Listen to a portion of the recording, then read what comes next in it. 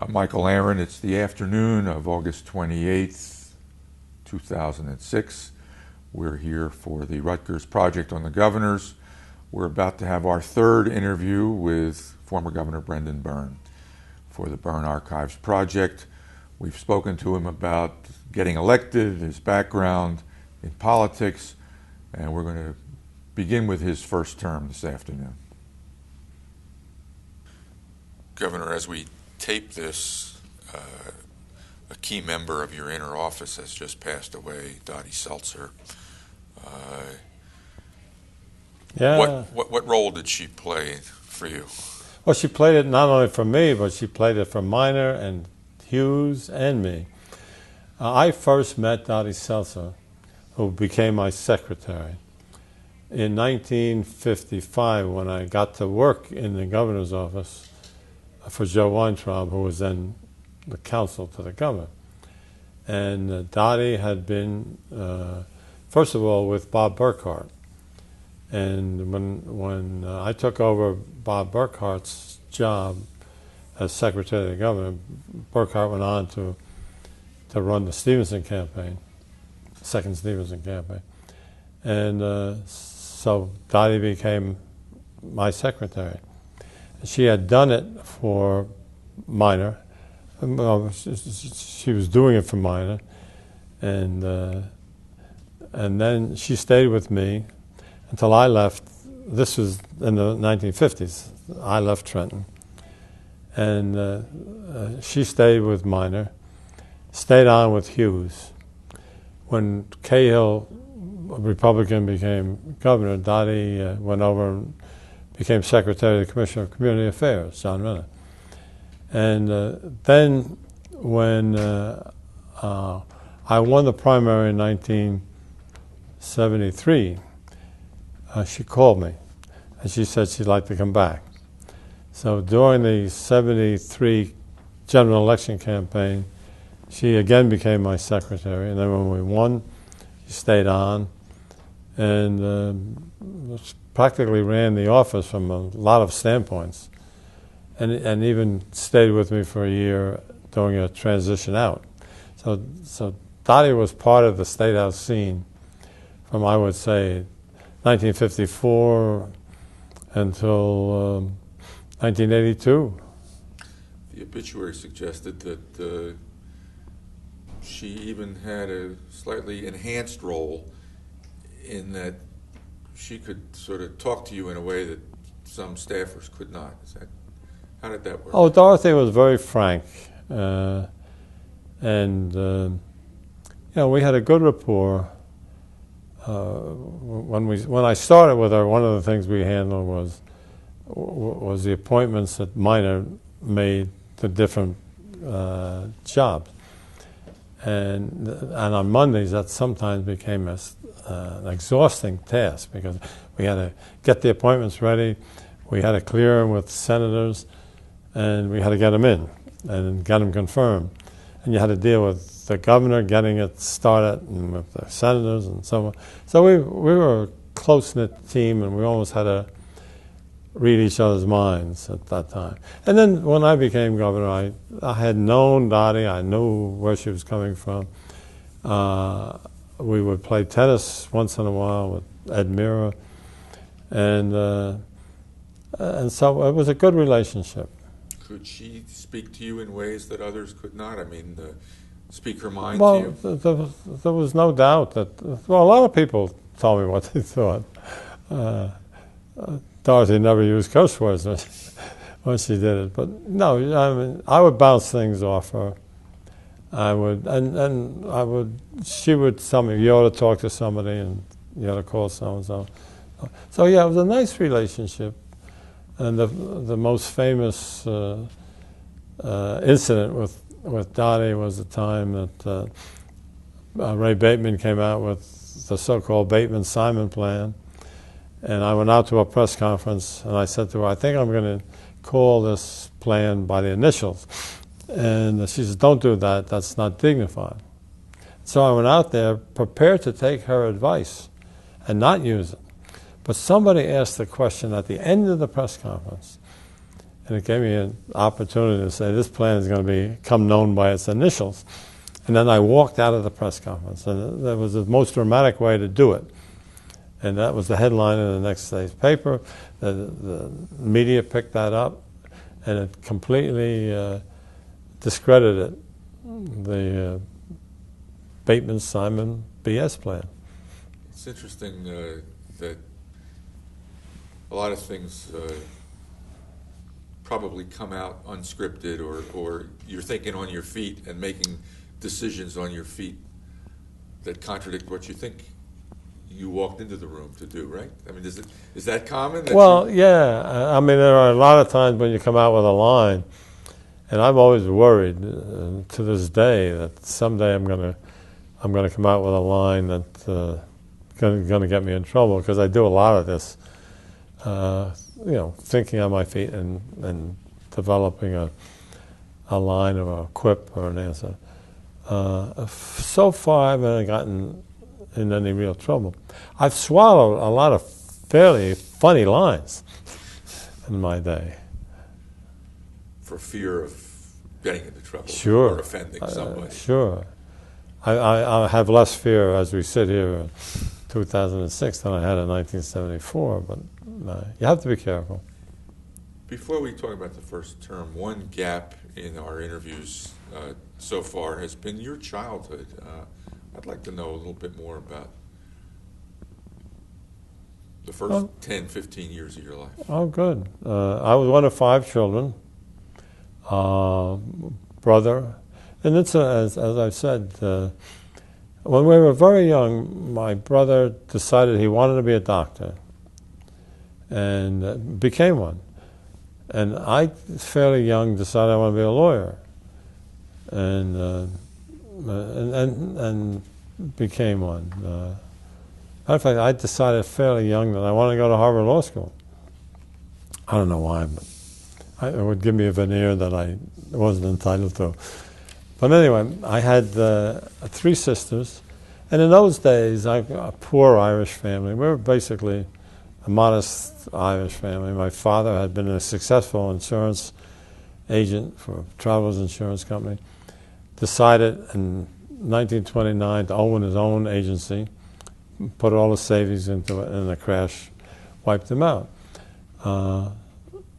But the family survived. I had 3 sisters, none of whom even considered going to college in those days. My brother went to Indiana University. Older or younger brother? Oh, he's older than I was. And as a matter of fact, before the war, World War II, my father took me aside and said, look, we spent a lot of money that we don't have, putting your brother through college and helping him with medical school. I can't do it again. So I got a job in a shoe store where the money was quite good, and the experience was good. Anyway, so that was the fact. We had a strong family. What town did you grow up in? West Orange. My father had been a town commissioner in West Orange. He was the public safety director. The mayor was Ben Degnan, who was John Degnan's uncle. And so it was a kind of a town that you loved. And I still consider myself a West Orange boy. So there we go. I have 3 sisters. I'm going to public schools. My younger sister ultimately became a part of the Howdy Doody show in New York. Okay. And she started out with Bob Smith when he was doing a morning radio program and playing records, and she was the one that selected the records and programmed the morning show. And then when he started doing Howdy Doody, she went over with him to do Howdy Doody. She wasn't Princess Summerfall? No, she wasn't. Always, no. So there's my early years. Public schools, West Orange. West Orange High School. West Orange High School. I was president of my senior class in West Orange High School, which is the only other election I ever won. You were number what in the pecking order of the five kids? You were number 4. 4. Yeah. Were you an athlete in school? In high school? Yeah. In high school, I went out for football in my sophomore year, made the so-called sophomore team. It was pretty good. I was fast. But then, knowing that I had to accumulate enough money to go to college, I couldn't do sports anymore because I had to earn money. I worked in a shoe store, and I could go out on a given afternoon and beat half the guys on the track team, but I couldn't do it enough to make the team. I made it at Princeton. Made the track team at Princeton? Yeah. Princeton was a pretty prestigious school. You must have been a good student and a leader. I was a better student in college than I was in high school, ironically. And I knew I had to do it. You know, my ambition always was to go to Harvard Law School. I think I told you this story. When I got out of service, the GI Bill of Rights kicked in, and I could go to college without money, in effect, on a scholarship. And so what I did was went up to Harvard Law School and told them my life ambition was to go to Harvard Law School, and you're going to tell me to go to college. Where should I go to college? And they said Princeton or Williams. And Princeton had a semester starting right around that time, and I got there to take the entrance exam, which I did, got into Princeton, and then kept badgering him at Harvard to let me into Harvard without a degree, and they finally did. You were in the service between high school and college? Sure. During the war? Yeah. What happened was, well, I graduated from high school in 1942, and I was going to be drafted. So there was a period of a few months before I got drafted, and I spent that time at Seton Hall. And I still have a loyalty to Seton Hall, by the way. And then when they drafted me, I went in the Army, got in the Air Force. The pay was pretty good in those days because you could combat pay as well as flight pay. And so I saved all that money, and when I came out of the Army, I had like $4,000 saved. It was a lot of money. Where'd you serve? I was in the 15th Air Force, flying out of Italy, B-17s, flew 51 missions. Although if the mission lasted more than 8 hours, you got double credit. Bombing? So I actually flew like 34 sorties. Yeah, we bombed different places. Southern Germany, Austria, Romania. Looking back, was that a good time, a good experience? If you lived, the casualty rate was pretty high in those days. And you went over a target, and targets were usually well fortified, and you're 6 or 7 minutes over that target was hell. I remember one mission where instead of going over as a diamond, we went over as a straight line, and my plane was on the right wing of the straight line, and there were 2 lines ahead of us. And the first wave that went over, the plane on the right side got knocked down. The second wave goes over, and the plane on the right side gets knocked down. I'm the third wave. And that's the scariest I've ever been. Did they shoot at you? Oh, they always shot at you. My grandchildren say, did the plane never get hit? The plane always got hit during the war. It was a question of how much shrapnel got into the plane and what it knocked down. And we had flak suits that, protecting us. But you always got hit. And you always came out with scratches on you. And some guys get, knocked down. We almost always probably lost an engine. But it was real war. I'm told that Dottie Seltzer, to bring this back to where we began, used to observe that your calmness under pressure stemmed from having merely been killed in the war. Do you think that's true? Yeah, I've heard that, and there was a certain fatalism that said, when you're going to go, you're going to go. But actually, calm as I was outside, don't kid yourself. In the war, not in politics, or even in politics. Well, and all the time I was in politics, I don't think I ever lost a night's sleep. I mean, I would have a hectic day.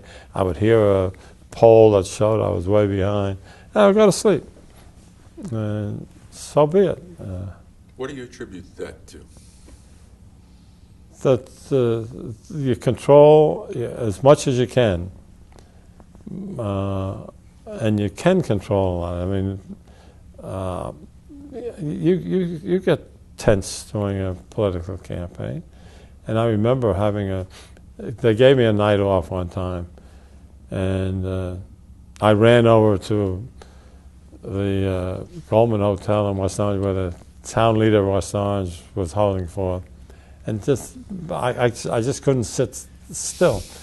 The most nervous I think a political candidate gets is like from about 5:30 on election night until the polls close, because you're sort of helpless during that time, and the fate is in somebody else's hands. Your father, what was his position in West Orange? He was a member of the town commission, elected member of the town commission, and held the job under the old commission form of government, which some towns still have it, a public safety director. So he ran the police and fire departments in West Orange. Do you think that helped interest you in government and politics? Maybe. I mean, because, I remember I told you there were 5 of us, and when he was running for election, we would on a Saturday, we would all go out with palm cards and traipse through neighborhood after neighborhood. And my brother wouldn't do that. My sisters and I would do it. And he would have aspirin for us, running up and down and stuff. Why wouldn't your brother do it? Because he was smart. Figured he could direct us. But you would look. But I did back get on that fondly as a good experience. Oh, sure. And as a matter of fact, if I got nervous at all, it was during my father's elections, municipal elections, because there was a vicarious kind of thing. With my election, at least I was in control, I thought. Any good slogans back from your father's elections? Oh, sure. Yeah, vote for Francis Byrne for safety's sake, because he was the police commissioner. So I still use that. Vote for Byrne for safety's sake. You say that your brother wanted to be a doctor and you wanted to be a lawyer from a very early age. Mm-hmm. Why did you admire lawyers? I think basically, I always wanted to be a trial lawyer, by the way. I mean, being a lawyer and doing trusts and estates never did interest me. And so when I got to be a lawyer, I did what I wanted to do, which was basically trial work. And then when I went down to work for Minor, after he won the election in '57, I was still with him, and he asked me what I wanted to do then. And I said, I want to be prosecutor of Essex County. And he said he didn't think he could do that for me. So I said, well, let me hang around for a while. So, and then, by pure coincidence, a prosecutor's job opened in Essex County. And there was the county chairman had a candidate who wasn't me, and the senator had a candidate who wasn't me, but they couldn't get together. And so Minor puts me up in the prosecutor's office temporarily. and they never got together. And then finally, Senator Fox at the time decided that he would go without the county chairman, and because he had a couple other people that they couldn't agree on. And so he made that split, confirmed me for prosecutor, and confirmed the guy for the Port Authority, and all in one swoop. And so now I'm a prosecutor. I'm a trial lawyer. As a prosecutor, I tried cases, and so from that standpoint, I fulfilled my ambition. I had worked for a lawyer by the name of John McGeehan, who was in those days known as the best trial lawyer in New Jersey, I think. Serendipity plays such a part in life. If Senator Fox and the county chairman had agreed on a prosecutor candidate, you might never have become governor. That's true. Absolutely. There were so many of those things that happen that way. And I talk to young people all the time who want to know what the plan is. And then Tom Kane and I do these things a lot of times with kids here at Rutgers. And he and I have dramatically different ways that we got to the governor's office. I mean, he did it the traditional way. I did it by accident, by being in the right place at the right time. And that's two ways. There may be a dozen ways. You say the kids want the plan. Are you saying there is no plan? You can't plan? You got to, well, it's, like I said to Ed Hines one time, 90% of all of this is luck, and most of it bad. Did you have any role models, lawyers, when you were young? Oh, absolutely. Who? Joseph Weintraub. Joseph Weintraub was my guardian, practically. He became Chief Justice of the New Jersey Supreme Court. He's the guy that got me into the governor's office to begin with. I didn't know Minor, really. And I knew Weintraub. I'd worked for him. I'd been his law clerk. And he was sort of a mentor for me. He asked me to come down to the governor's office to work for him. And when I was governor, and he was then the retired Chief Justice, I didn't make a move without talking to Joe.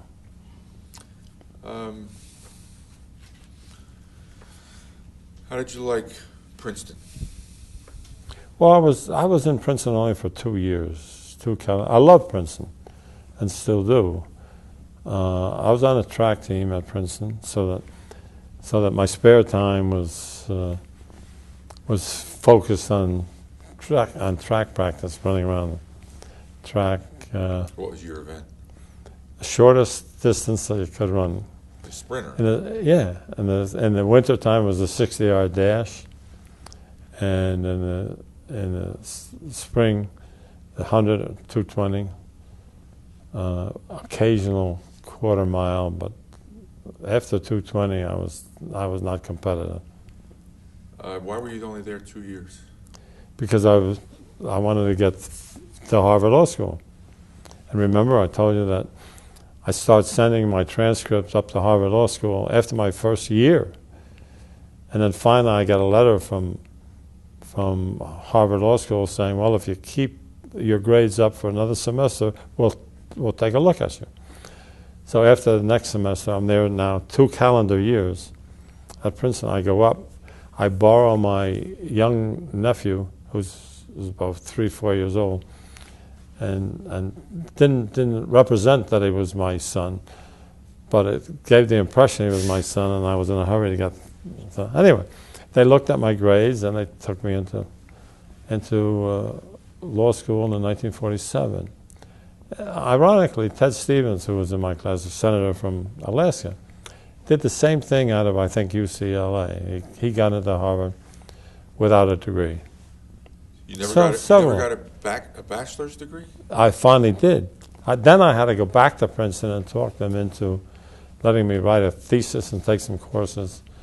And again, if you read my biography, it says Princeton 49, Harvard 50.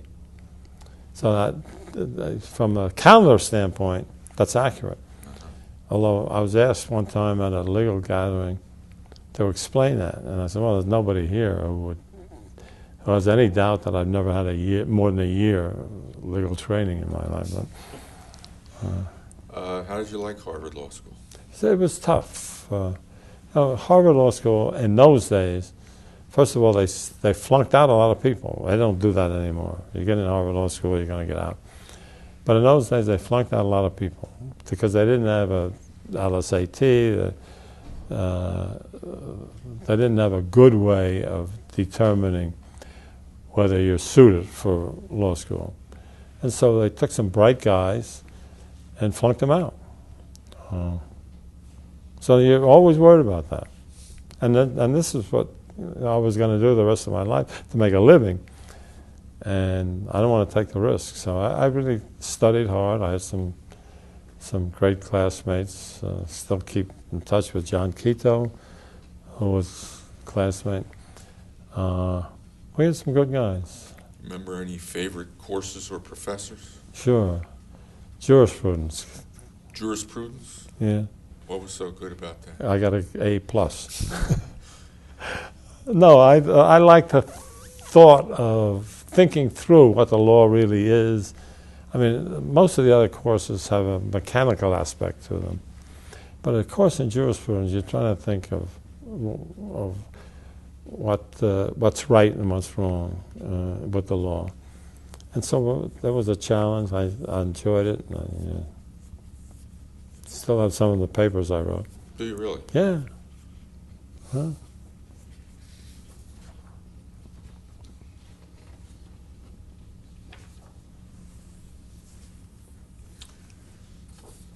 Did you think about going somewhere other than New Jersey after law school? No. Why not? I don't know. New Jersey was for me. When I finished law school, I had some opportunities in New Jersey. I had served a clerkship with Weintraub. McGlynn, Weintraub and Stein was the firm. And they had offered to take me back after I finished. The number of Harvard Law School graduates at that time that went either to the big firms in New York or to Washington. And I considered working in Washington because a lot of guys did. But I decided to stay in New Jersey and was happy doing it. It worked out. So it seems. Were you married at this point in your life? Not when I graduated from law school. What were Weintraub's qualities that you most admired? First of all, he was brilliant. And lawyers around who have clerked for Weintraub will all say he was the smartest lawyer they ever encountered in New Jersey. And I think that was a consensus. I'm on the board of the New Jersey Law Journal as we speak, and there are a number of editors of the Law Journal who had clerked for Weintraub, and they all hold him in awe. And there's a Weintraub lecture series now. So nobody questions that Weintraub was absolutely brilliant. He was also extremely ethical. And for instance, he wouldn't let you take a juror out unless you had seen the client sign the paper, and would hold to that standard, which I always appreciated. And I remember one time I went to him when I was governor, and I said, I have an old friend of the family, a friend of my father, who has a son who he wants me to put on the bench. And Weintraub said, well, he had another qualification. I said, but this is an old friend. And Weintraub said, if he wants you to do something like that, he's not a friend. Let's talk about your first term.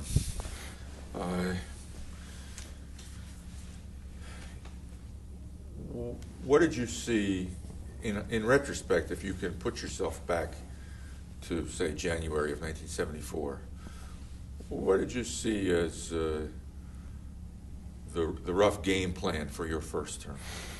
Well, the first thing we had to do is, we got elected, frankly, because of Richard Nixon and Watergate, and so the first thing that we had to face was giving the people a sense that this was going to be a government under glass, a government that was disclosing everything to everybody. Open government, in other words, open government was the first thing we had to do, and that was the first thing we addressed. And so we did things like making people file financial statements. We opened the electoral process so that you could register to vote by postcard. In the old days, and I remember doing this as a young lawyer, you had to go into the county clerk's office and get the book, and you had to sign the book. And we had nights before election registration closed, we would literally get the county clerk to take the book to a designated area of the community and have people, alert people, knock on doors and say, you want to come outside? Now, we changed that.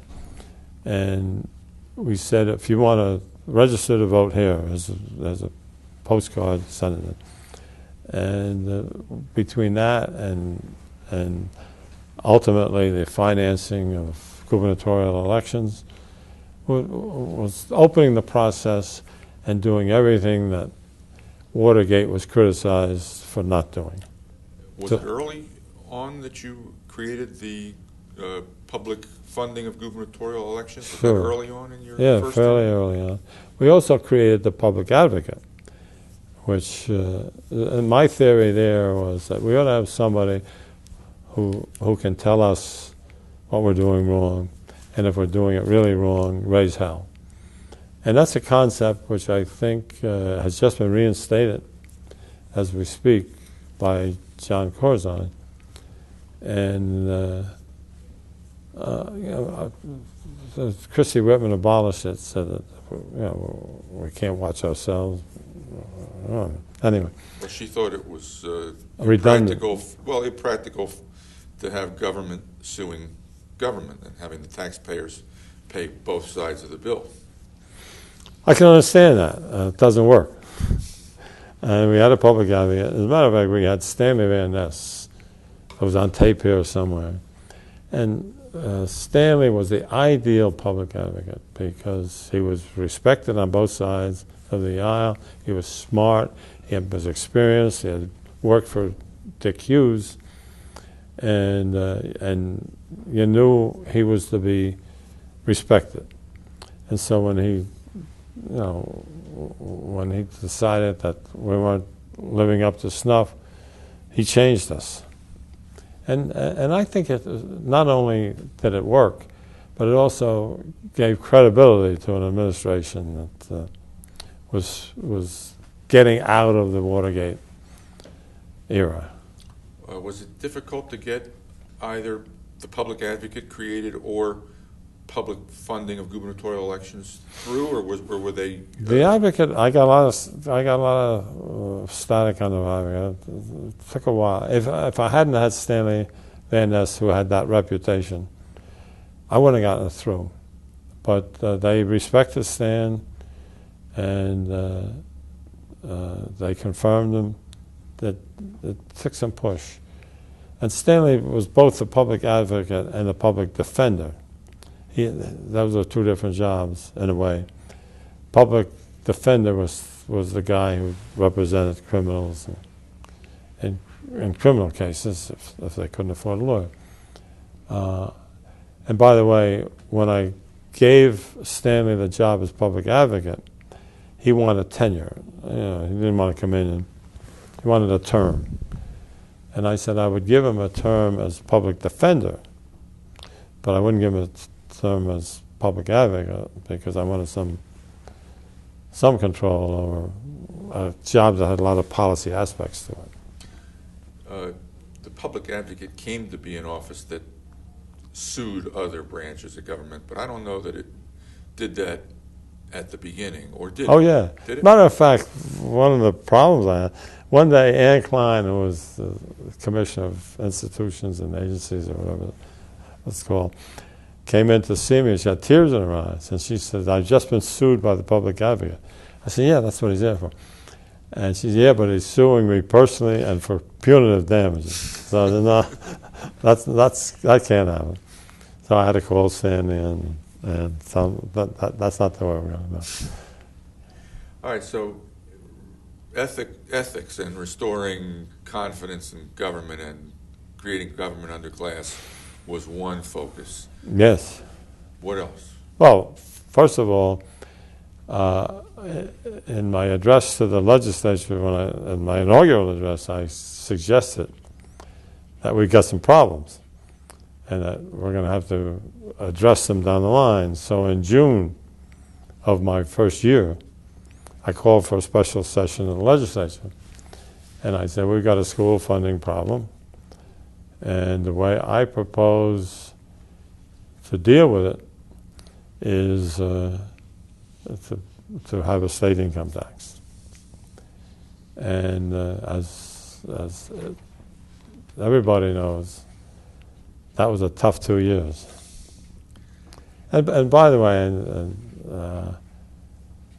during the campaign, I had not said we don't need an income tax for the foreseeable future. I said we don't need an income tax to balance the budget, and we didn't. And I sort of hedged on how we're going to do the school funding. But I was quoted as saying we don't need an income tax for the foreseeable future, and I had to live with that. Were you misquoted? No, I wasn't misquoted. I was quoted out of context. And by the way, I've looked at some of the television things I did during the campaign, and time and again I would say that I would go for an income tax only if it met certain criteria. And I said that during the primary, and I said that during the election. It didn't come up too often, but the people had that impression. And when I ran for re-election, I was advised not to try to defend my other remarks, but to just say, hey, I said it and I was wrong. Yes, Harold Hodis this morning said that he thought that the ad you did in that campaign, in which you sort of explained yourself on the initial campaign statement and the subsequent behavior, and said something like, I didn't realize how serious the problem was. He thought that was a very effective commercial. Whatever you did say. Yes, and I didn't. What I did say, what happened the second term, is I'm running for re-election. I go back to David Garth, who had done my first campaign, a media consultant. And at first he doesn't want to do my campaign because he sees me as a loser. Finally get him to do the media. And he organizes a separate corporation so that he's not going to be identified with what happens. Anyway, he shoots, we're going to do a series of commercials for the primary. He shoots one commercial in which I stand before the camera and I say, I told you we don't need an income tax. I was wrong. And that's plain down out, no apologies. I was wrong. I said, but I think, although I handled it poorly, I did the right thing. And that was the commercial. We shoot that commercial on a Saturday morning. He stays in his little truck, so nobody sees him. And after we shoot that commercial, he comes running out of the truck, and he says, "That's the only commercial we're going to run." And we ran that commercial during the primary, and it worked. And I had people who would say they never saw my commercial, but then would quote it to me. Looking back now, do you think you confronted the tax issue too soon in the first term? Well, there were people who said I should have made it a campaign issue, that I was going to do an income tax. But honestly, I had seen a paper that John Russo had done on a statewide property tax, and I wanted to give that further consideration before I settled for an income tax, and maybe a combination of statewide property tax and income. Anyway, but I had to confront the issue, and even thought of doing it in my inaugural. No, I don't. Why did you have to confront it? Why couldn't you? Well, we had school funding. We had the school funding issue. We had a shortage. We had a problem. We had a court mandate. We had a lot of things that forced us to face the issue. What was the court mandate? That we fund schools on an equitable basis, that we do not rely on the property tax in municipalities that didn't have an adequate property tax base. When was that decision rendered? Oh, that was basically Robinson versus Cahill in different shades. 1973. Was it rendered in the election year, 73? It was rendered. Actually, Ted Botter decided that a couple of years before, I think. So it was an issue. It was never clearly identified by candidates. Just like in this last election, you didn't hear either candidate talk about deficits.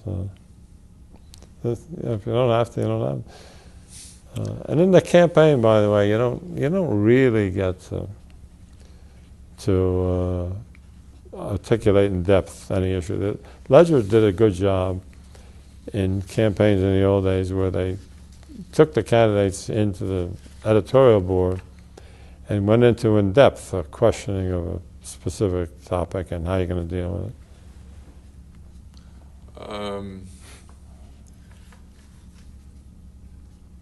Do you recall who on your staff and your cabinet, among your advisors, argued for or against proposing the income tax that first year?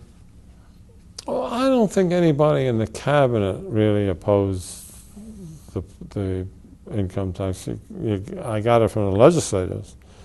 I mean, the legislators were coming in all the time with alternate proposals, which resembled to a large extent what Ray Bateman proposed in 1977.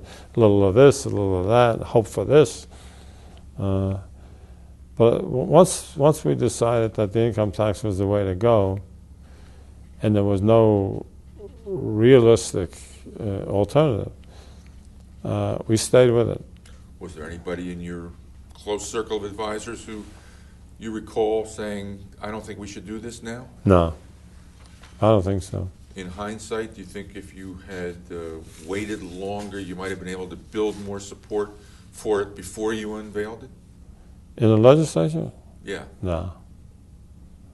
No, I mean, it was, first of all, they had to be convinced that I wasn't going to go for anything else. And there's no way to convince them in advance. Just like Corzine couldn't convince them in advance last year that he needed that penny. No, I don't think so. Probably a better, Dick Hughes might have done a little better. And how so? What would he have done? He schmoozed people. Dick Hughes was the best politician New Jersey's ever turned out. But even Dick Hughes, when he tried to get an income tax in the old days, he couldn't do it. And so, you had to do it. You had to come down, draw the line, and say that I'm not crossing this line. How were you at schmoozing at the beginning? Lousy. But I had a good staff, and I had people like Dick Leone, who, although he irritated some people, was good at explaining why we needed something. Jerry English had a good rapport with a lot of legislators, and various other. Ann Klein, who was in the cabinet and had been an advocate of an income tax in the '73 primary. And there were even some Republicans who acknowledged that probably we needed this. The people that drove you crazy were the people, especially Democrats, who would come in and say, you know, it's a great idea, we need an income tax, but this is not good enough. We need a better plan on this income tax. And they would keep coming in and saying, yeah, we're for it, but not this one because it's not quite good enough. You thought that was fraudulent, that position? Sort of. I mean, I remember one legislator who came in one day with a list of 4 reasons why he couldn't vote for the income tax. Democratic legislator. And Steve Persky, who was spearheading the income tax, looks at his list and he says, we've taken all these 4 things out of the bill. And I still can't vote for it. It was life or death for a lot of people, at least they thought so. Persky had what title at that time? He was he was a legislator. Yeah, he was just a legislator. Okay. Very brilliant guy, by the way. One of the guys we should have used more in the state. Maybe doing it in the first term was part of a conscious, I mean, in the first year of the first term, right away, first spring, proposing the income tax. Was that in some way a conscious strategy to get it done and out of the way early so that when it did come time to run for re-election, it would be far in the past? Frankly, it was a pretty good strategy, and Florio tried it. It didn't work. I just thought I had to get this problem solved. Now, I was aware that Rockefeller in New York had done it exactly that way. First year of his first term, he gets his taxes through, and then he had a pretty clear sailing after that. But no, I appreciated the strategy, but I just had to get the job done. How did you deal with situations where legislators asked for something specific, like a road or a bridge, in return for a vote on the tax? Well, we didn't do it in those terms. You don't do it in those terms. What terms do you do it in? Dick Cody, for instance, wants an exit off 280 for the city of Aron. And you never say, if you vote for this, I'm going to give you the bridge. You never do that. But somehow, he's got a problem, I got a problem, and maybe we can solve them together. But you don't ever do this for that. It's far more subtle than that. It's a wink and a nod. No, and sometimes the guy will say, "Well, here's something I'm interested in." For instance, there was one assemblyman who I knew wanted to be a judge, and he was very supportive of the income tax. Now, we never said anything to each other, never. He voted for the income tax, and when time came to put him on the bench, I put him on the bench. So it's a kind of unspoken understanding among the political class that if I do something for you, you owe me one. Well, it isn't even that. It's a matter of I'm going to help you where I can, and I want you to help me where you can. That's all. Sometimes you can't do it. Sometimes it's never a quid pro quo. I mean, I don't know what the staff does. I mean, I would have guys call me and say, Alan Sagner promised me this, or Alan Sagner promised me that. But they all knew that was not the way it really worked. In your administration, or you think generally in most. Well, I think if you're smart in politics, you don't make crass deals. You let people know you're going to be helpful, and you let people know you want them to be helpful. And I think it works that way. So much of politics comes down to personal relations, doesn't it? Personal feelings, one person to another. Or even more altruistic than that. I want to do the best for the people of the state of New Jersey, and you want to do the best for the people of the state of New Jersey. You think Don Linke would make a great judge? Fine, I'm happy to consider him. I hope you think that the state income tax would be the best way out of things, and that's the way we ought to work together. In '74, do you recall who were the key votes you were trying to sway on the income tax? Who were the key? It's hard for me to remember. I just remember at one point there was a senator, Tony Imperiali, and I would bring him in a couple of times and talk to him. And for a while, I thought we might swing him, and we never did. But there were people, for instance, Herb Klein in Passaic County, who by voting for an income tax lost a seat. But what we had to do was convince people that this really was the best thing to do, that they weren't going to be hurt by it. Most of them were not hurt by it, by the way. Although guys like Tony Scardino from southern Bergen County were scared to death of the income tax, a white-collar district. He wasn't going to be helped by it. The people that were sad about this was a guy like George Otlowski in Middlesex County, whose district is going to be helped by having a state income tax. He won't vote for it. And no matter how much you talk to him. Why? He thought that his district was a blue-collar district, and that the people... I lost most of the blue-collar districts in 1977. And George may have been right in saying no. It's the poor or the working class who resented the income tax more than the people who were going to be paying most of it. No, I use this example all the time. Bergen County, the southern part of Bergen County is basically, or was then, a Democratic area. Northern Bergen County is basically a Republican area. We put in the income tax. People in northern Republican Bergen County all worked in New York. And they didn't have to pay a state income tax in New Jersey because they got a credit for the New York state income tax. So it was a free ride for them. People in southern Bergen County who lived and worked in southern Bergen County had to pay the state income tax and weren't getting much of a break on it. And so they voted against me. I mean, I didn't get a single vote in Teterboro, New Jersey. And they're absolutely very intelligent people because they didn't get anything out of that state income tax.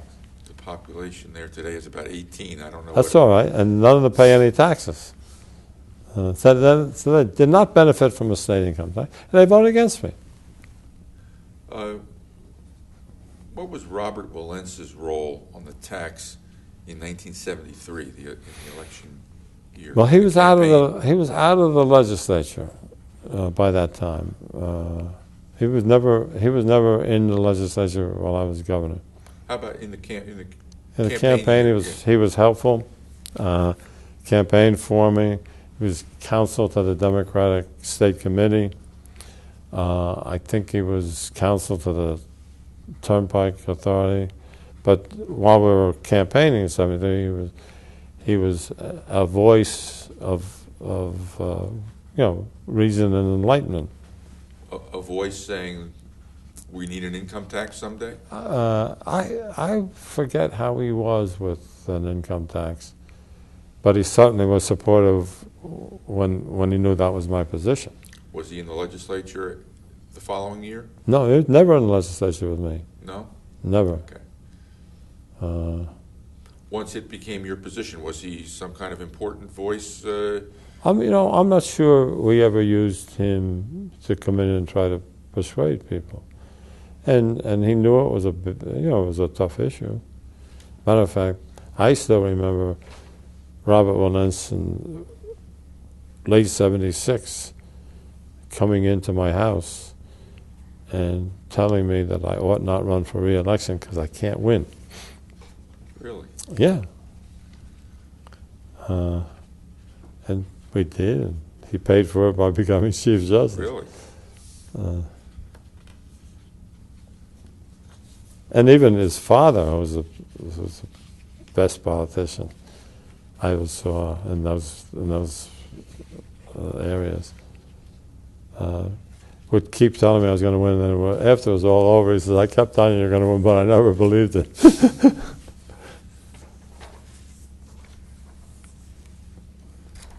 What about David Wallenz and the income tax, or the other county bosses, Harry Lerner and so forth?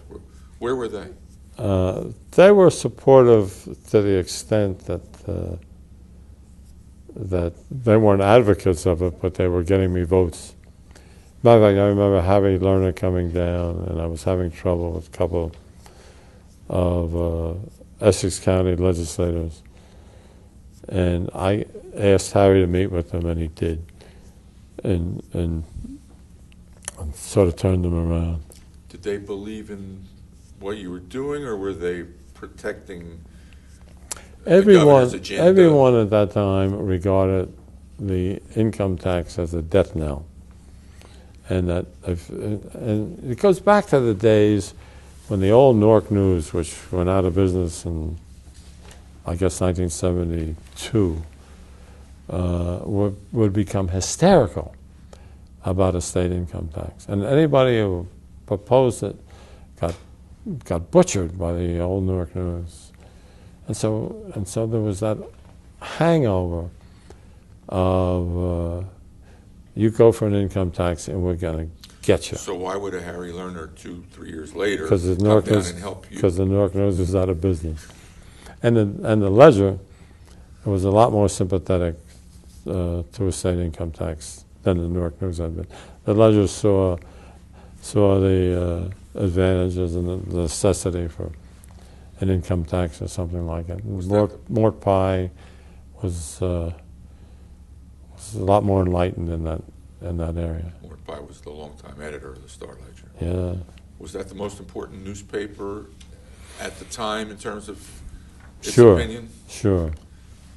What other papers did it mattered on it? Big Well, question you mark. went to the Bergen Record, the Asbury Park Press, the Camden Courier at the time, the Home News. One funny story is when I was touting in the election of '73, I was touting different alternatives, and people would ask me about how I was going to solve the school problem. I said, "Well, you can do it with a property tax or an income tax or this tax or that tax." I had represented the old Patterson Evening News as a private attorney. They had a lawsuit where I represented the Patterson Evening News. And so I figured, if there's one paper that's going to treat me kindly, it's the Patterson Evening News. So I go out and have a relaxed chat with the editors, and I give them these possible alternatives. And the next morning, the paper has a headline that Byrne is for this tax, that tax, that tax, and that tax. And it killed me. And I called them and said, "Hey, But that's the way it went. How about the out-of-state papers? Were they important? New York Times, New York Daily News, Philadelphia Inquirer? Were they? The Daily News had a New Jersey edition. And so, yes, they had daily coverage of New Jersey. I think John McLaughlin was with the Daily News at that time. And the New York Times, well, I don't know if you remember Ronnie Sullivan, but Ronnie Sullivan had decided early that I should be a candidate. And he would run stories about my days as a prosecutor and how tough I was and how I had a state policeman with me all the time when I was a prosecutor, and spec stories. And then the day I announced, it was on the next day, it was on the front page of the New York Times. Front page. You had a friend at the New York Times. Well, at least I had this guy who saw the story. Once I got nominated and so forth, Ronnie Sullivan used to kill me. But that's newspaper business.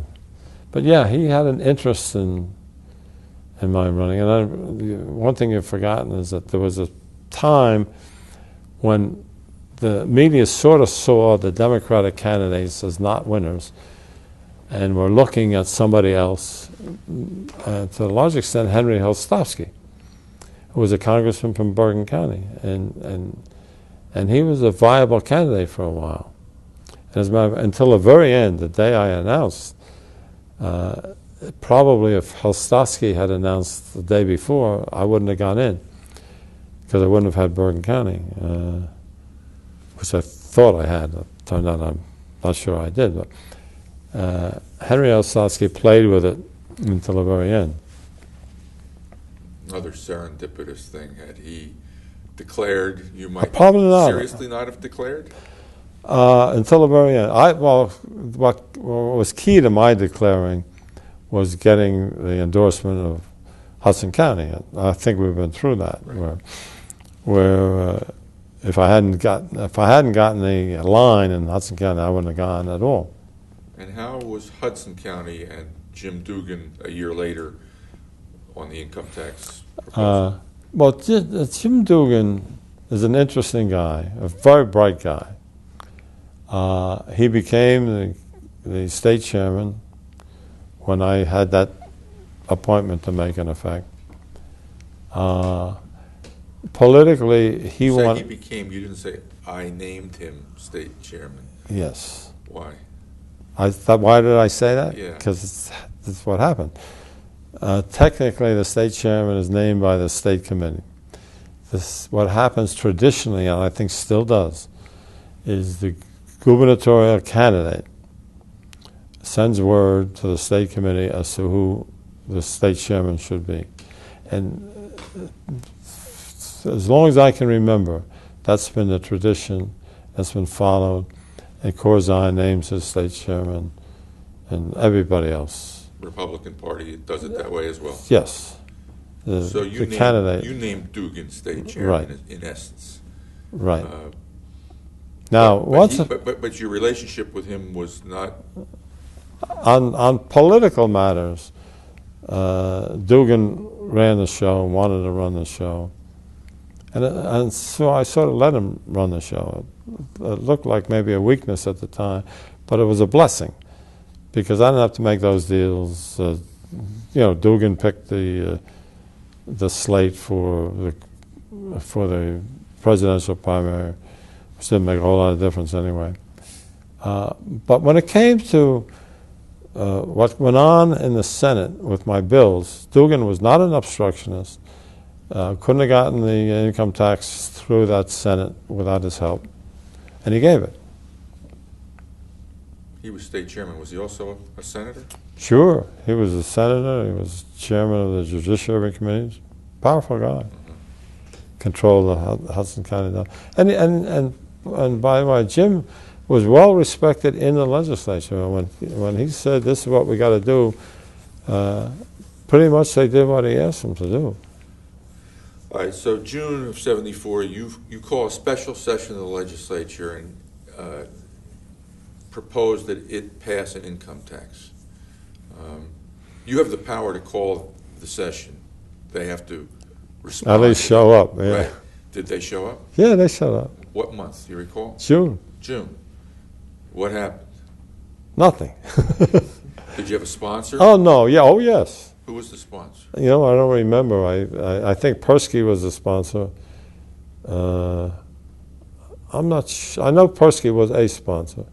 I forget who sponsored it in the Senate. Did you know when they came to Trenton that they were not going to approve it? I knew it was going to be a tough battle. I thought we would win it the first year, but How long a battle was it? 2 years. No, but how long was it? How long did the special session take? Oh, I don't remember. We were there all summer, off and on.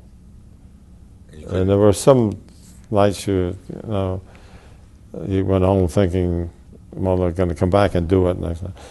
And maybe I'm going to get Tom done on the bill. And, although I remember one time delivering some fact sheets to Tom Dunn, who never did vote for the bill. And he had a police guard standing in front of his streets. We couldn't get up to give him the material we wanted to get. It was a very tough time. Tom Dunn was the mayor of Elizabeth and a state senator. And a nice guy. He was a charming guy. So was there a dramatic vote at some point that summer? There were a lot of dramatic votes. There were a lot of times when we were 1 or 2 votes short. And actually we got it passed, I think. Tom Kaine actually voted for it one time. Voted for one version of it anyway. What was your mood after you lost the first tax vote? It was discouraging, because it's something we had to have. It's a problem that wasn't going to go away.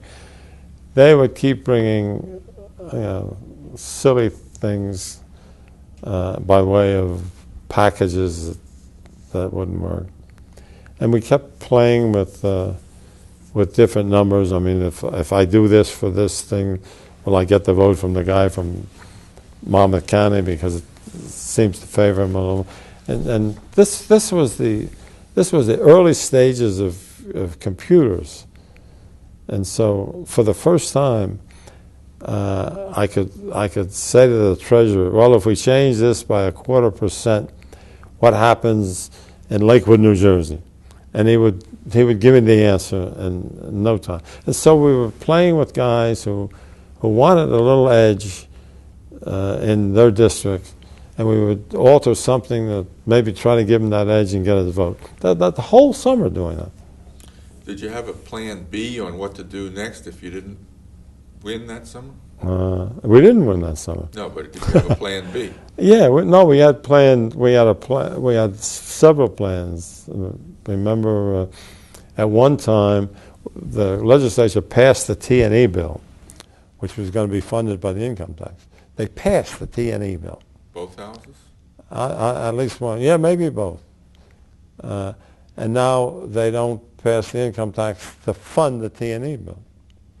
And there was one dramatic moment where as soon as they don't pass the funding, I made whatever it was, $1 billion worth of cuts in the budget, and sent the bill back by way of a veto. Was this that first summer or later? I think it was. That was is thorough and efficient in education, and that's in the state constitution. Right. They but still had to pass a law saying, therefore, this line in the state constitution? Well, actually, the income tax covered more than just T&E. The income tax was a whole series of things other than just funding T&E. The income tax also provided homestead rebates, various forms of tax reductions that were part of the program. Was the homestead rebate part of the initial design of the program? I think it was. And then for the first year, we were doing all kinds of, Wisconsin has this kind of a plan, and somebody else has that kind of a plan. So they were toying. It wasn't a total rejection of the income tax. It was just a frustrating kind of time. But basic to it all is these people thought, that this was a life or death issue. The legislators thought, life and death for them. For them. Did this fight consume all your energies and attention? No, we did some other things. As we were fighting this, the legislature was meeting and passing other. Before we get to those other things, because I think it's important to get to them, did you consider dropping the income tax as your proposal and let just letting the courts enforce their own order. I did. That's what you did? Yeah. That's how it played out? Yeah. That's What how happened? it played out 2 years later? Yeah. Go ahead, explain What happened? What happened finally is the legislature is not moving the income tax bill.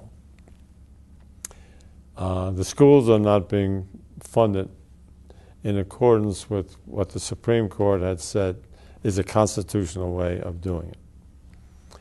So in 1976, I go before the court myself, and I say, you got to close the schools. They're not being funded legally, constitutionally, so close them. Who went before the court? The Attorney Me. General? Me. You stood up there? Yeah. You argued the Yes. case for the state? Yes. It's in the books. And they closed the schools. Step back 1 second. The governor goes to appear before the Supreme Court on the 4th floor of the State House Annex. Is that where the court met in That's those where days? it was then. And you appealed to the 7 justices to close the schools effective July September. 1st. July 1st. School's not in session in July. Some of them were. And the court took that under advisement and No, they closed the school. immediately Yeah, that day? just I don't know if it was that day, but it was a quick response. Yeah, and that's been used, by the way, as an example of how the branches of government working together can get some stuff done that maybe one branch by itself can't get done. Explain. By myself, I could not talk the legislature into passing that income tax. I go to court and I say, well, if I can't get it done, I want the schools closed, because that's what you guys and the Supreme Court have been saying that would be an inevitable result of not having proper funding. So now I got the courts on my side, and the courts put the leverage on the. I've got leverage on the legislature. The court now has real leverage on the legislature. Interesting. And the legislature came back right after that, passed the income tax. In July? Yeah. Yes. Yeah. No, they pass it, and they make it sunset with the end of the Byrne administration, which they thought was inevitable. And so, if I had lost that election, the income tax would have expired with me. They really tied it to your name and your person? Almost. I mean, No. or They say, gave well, it a sunset at the date. end of they did it by date. Yeah. Yeah. So that is what made the 1977 election a referendum on the income tax. And that's why I won in 77. Because people voted, they forgot about how bad a governor I was, and the issue was, do we have the income tax or we don't have the income tax? And they had gotten used to it by then? Or they understood the rationale? And if you analyze the 77 vote, it was a very intelligent vote. People who benefited from the income tax voted for me. People who were hurt by the income tax voted for Ray Bateman. People voted their pocketbooks. Pretty much. I mean, voted on that issue anyhow. It was a fairly sophisticated issue to understand. And people understood it. In New Jersey, the Supreme Court and the governor have prodded the legislature to act on a number of occasions, in a number of issues. Is this good, or is this anti-democratic? Well, the legislature, if the legislature is voting on something they have pressure. Everything the legislature votes on, they vote under some pressure. Any significant bill, and so the pressure is there. And if the court is putting some pressure, usually on some issue which has constitutional dimension, the court is just doing is recognizing its responsibility. Is the relationship between the court and the governor, given that the governor appoints the members of the court, too close? Oh no, I don't think so. I had a good relationship with the accused. I had a good relationship with the court, and you should have. And Dick Hughes one time made a report to the legislature on the state of the judiciary. No, theoretically we're working for the same purpose, which is good government. Yeah, but theoretically you and the legislature are working for the same purpose, and yet on these constitutional issues it's the governor and the court that tend to line up together. And the legislature reflecting... No. The court and the legislature, remember when McGreevey wanted to float the bond issue to balance the budget? It was the legislature and the court working against the governor. So there's no automatic alliance between any two branches of government. I wonder how many of those 7 justices who made the decision in '76 to close the schools you had appointed. Do you recall? Not offhand, but it didn't make any difference. I mean, there's no reason a justice wouldn't decide a case against me, and whether I argued it or not. I mean, the issue was there, and there are times when the court will determine a case against a bill that the governor sponsored. Did you ever argue any other case before the Supreme Court? Yes. What was that? Personally, I mean, as governor? Yeah. No, but there was one case where the so-called legislative oversight, where the legislature passed a bill in my time in which they said that they wanted a 30-day review of any administrative rulemaking. And I vetoed it. I said it was unconstitutional. And that came up for argument before the New Jersey Supreme Court. By that time, I had left office, but was appointed by Tom Kean to represent the state. Actually, almost pro se, because I was a named defendant. And I argued it, and won it. But then the legislature had a constitutional amendment passed so that they do have now oversight over rulemaking. But you went before the Supreme Court after you left office. Yes. But I had appeared as governor. In my time covering Trenton, I can't recall ever seeing a governor argue a matter before the Supreme Court. Yeah, but as a prosecutor, I argued tens and tens of cases before the Supreme Court, so I was comfortable arguing before that court. And I think I knew the law, and could do as good a job as the Attorney General.